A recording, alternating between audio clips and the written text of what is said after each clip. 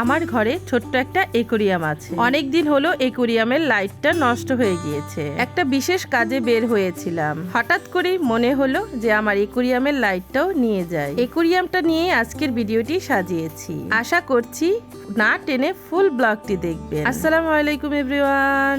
আমার ঘরে ছোট্ট একটা একুরিয়াম আছে। যেহেতু আমি প্রকৃতি লাভার একটা মানুষ, প্রাকৃতিক ছোঁয়া নিয়ে থাকতেই আমি পছন্দ করি। এই মাছ, গাছপালা, পশু পাখি সবকিছুই আমার অনেক পছন্দের। তো বিশেষ একটা কাজে বের হয়েছিলাম, হঠাৎ করে মনে হলো আমার একুরিয়ামের লাইট একটা নিয়ে যাওয়া দরকার। আর এই একটা দোকানি যেখানে গেলে আমি নিজেকে সামলাতে পারি না, যেটা দেখি সেটাই কিনতে ইচ্ছা করে। তো ঘুরে ঘুরে মাছগুলো দেখছিলাম।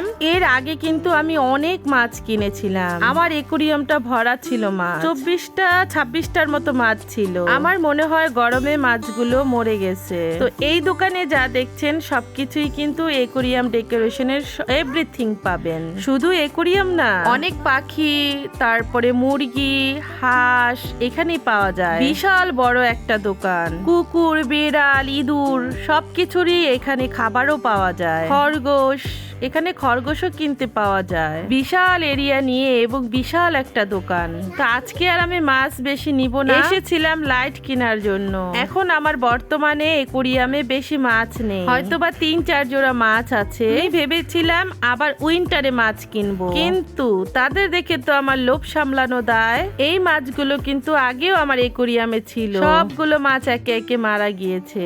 তারপরে যে এত ভালো লাগছে, এসে কিছু কিনলাম না, শুধু এক জোড়া মাছ নিয়ে নিলাম। আরো নিতে চেয়েছিলাম, কিন্তু আমার বোন আমাকে বাধা দিল, বলল যেহেতু মাছ বাঁচে না এখন মাছ নিও না টাকা খরচ করে। কিন্তু কে শুনে কার কথা, এসেছি যেহেতু মাছ তো আমি নেবই, কারণ এগুলো তো আমার ইমোশন। বললাম না শুধু এক জোড়া মাছ নিয়েছি, বেশি নেইনি। এত এত মাছ দেখলে মাথা আমার নষ্ট হয়ে যায়, মন চায় সব নিয়ে নেই।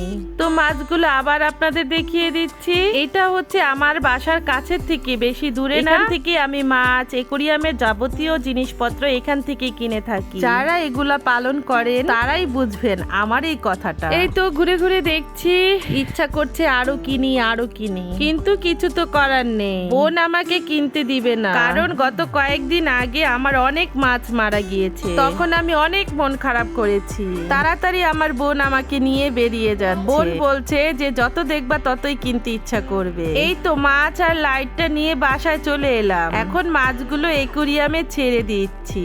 একুরিয়ামের লাইটটা ছেলে এসে লাগাবে, এসে দেখি ও বাসায় নেই। দেখেন একুরিয়ামে মাছগুলো দেখে কি শান্তি লাগে, তাই না? একুরিয়ামের ভিতরে একটা গাছ, সেটা উঠে গিয়েছে, সেটাও ঠিক করে নিব। এটা ছিল আগের লাইট, এটা জ্বলে না, বন্ধ হয়ে গিয়েছে। আর আজকে এনে এইটা লাগালাম, খুব ভালো লাগছিল, মনেও একটা শান্তি লাগছিল। এই তো পুরাতন লাইটটা ফেলে দিলাম।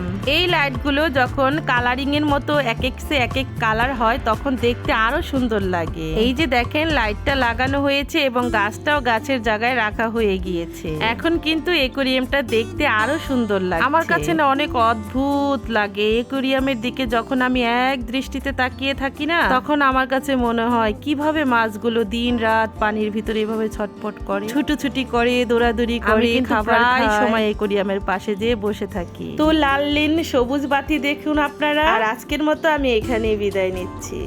আল্লাহ হাফেজ এন্ড আসসালামু আলাইকুম।